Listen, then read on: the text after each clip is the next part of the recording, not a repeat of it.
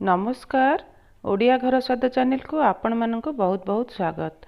आज आम बिना पियाज रसुण दिया आलू तरकारी प्रस्तुत करवा जहाँ को आपण रुटी पूरी परोटा सहित सर्व करी खाई परिबे।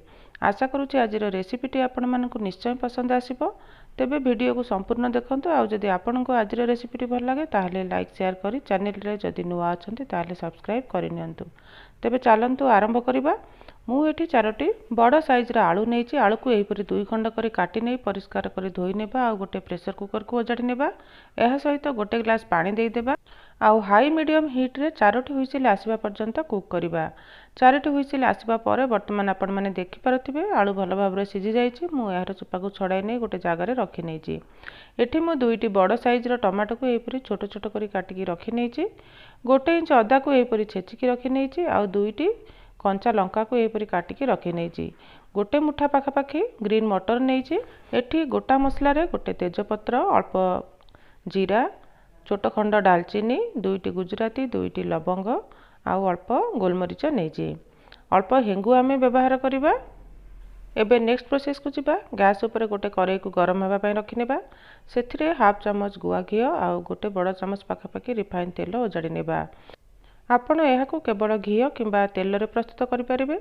वर्तमान तेल भल भाबरे गरम होई जिबा परे सेथिरे नेइथिबा तेजपत्र को ओजाडी नेबा आउ सब गोटा मसला को ऐड करि नेबा। मसला गुडी को किछि सेकेंड भाजी होई जिबा परे एहा सहित आमे कंचा लंका आउ अदा छेचा को ऐड करि नेबा आउ एही परि किछि सेकेंड चलाई नेबा। गैस रा फ्लेम को मु एठी हाई मीडियम रे रखिछि। अदा टिके भाजी होई आसिले आमे एहा सहित काटिकी नेइथिबा टमाटो को मध्ये ऐड करि नेबा आउ भल भाबरे एही परि गोलाई नेबा। एहा सहित 2 पिंच पाखापाखी हेंगु ऐड करि नेबा आउ भल भाबरे मिसाई नेबा। टमाटो टिके नरम होई आसिले आमे एहा सहित स्वाद अनुसार लूण ऐड करि नेबा। हाफ चम्मच पाखापाखी हळदी गुंड ऐड करि नेबा आउ स्वाद अनुसार लंका गुंड ऐड करि नेबा। लंका गुंड आपण एठी स्वाद हिसाब रे देखिकी नियंतु कारण आमे पूर्वरु कंचा लंका एहा सहित व्यवहार करिचे। एबे एहाको भल भाबरे एही परि मिसाई नेबा आउ 1 ରୁ 2 मिनिट एहाको कुक करिबा। गैस रा फ्लेम को मीडियम रे रखिबा। पाखापाखी 2 मिनिट परे आपण माने देखि पारुथिबे टमाटो नरम होई आसिलानी। एहा सहित नेइथिबा ग्रीन मटर को मध्ये ऐड करि नेबा आउ एही परि 1 ରୁ 2 मिनिट कुक करिबा। गैस रा फ्लेम को मीडियम रे रखिबा। एहा सहित अल्प पानी ऐड करि नेबा जहा द्वारा मसला कड़ाई रे तळे लागिबो नाही। एबे एहाको लीड कवर करि नेबा आउ 1 ରୁ 2 मिनिट मटर सिझिबा पर्यंत कुक करिबा। पाखापाखी 2 मिनिट परे मु एहार लीड को खोली नेउछि। मटर हमर सिझी आसिलानी। एबे एहा सहित आमे किछि गुंड मसला ऐड करिबा। एहा सहित 1/4 चम्मच जीरा गुंड ऐड करि नेबा, हाफ चम्मच धनिया गुंड ऐड करि नेबा आउ हाफ चम्मच पाखापाखी गरम मसला गुंड ऐड करि नेबा। गोटे चम्मच पाखापाखी कसूरी मेथी ऐड करि नेबा। एहाको भल भाबरे मिसाई नेबा आउ 1/4 चम्मच पाखापाखी गोलमरीच गुंड एहा सहित ऐड करि नेबा। एबे ए सब को भल भाबरे गोलाई नेबा आउ किछि सेकेंड कसी नेबा। वर्तमान एहा सहित सिजाई कि नेइथिबा आलू को एही परि हाथ रे छोट छोट करी भांगी नेई कड़ाई रे ऐड करि नेबा।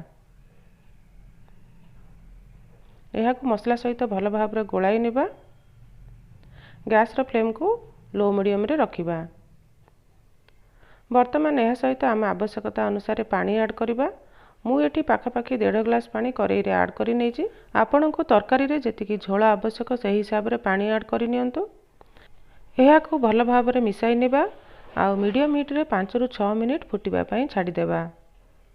पाखापाखी 5-7 मिनिट परे मु एहार लीड को खोली नेउछि। आपण माने देखि पारुथिबे आलू तरकारी बढ़िया भाबरे प्रस्तुत होई जाईछि। शेष रे आमे एहा सहित अल्प धनिया पत्र को एही परि काटी नै ऐड करि नेबा। भल भाबरे गोलाई नेबा आउ गैस रा फ्लेम को ऑफ करि नेबा। सो फ्रेंड्स प्रस्तुत होई जाईछि हमर टेस्टी आलू तरकारी। जेहेतु आमे एहाको बिना पियाज रसुण देई प्रस्तुत करिछे तेणु आपण एही रेसिपी को जेकोसी ओसाबार दिन गुड़िकर प्रस्तुत करी खाई परिबे। आशा करुछि आज रेसिपीटी आपण मानकु निश्चय पसंद आसीथिबो। वीडियो पसंद आसीथिले गोटे गोटे लाइक देबाकु जमारू भूलंतु नाही। चैनल रे नुआ थिले निश्चय सब्सक्राइब करि नियंतु। पुणी थरे देखा हबो आउ एक नुआ रेसिपी सहित। से पर्यंत bye bye. Thanks for watching. जय जगन्नाथ।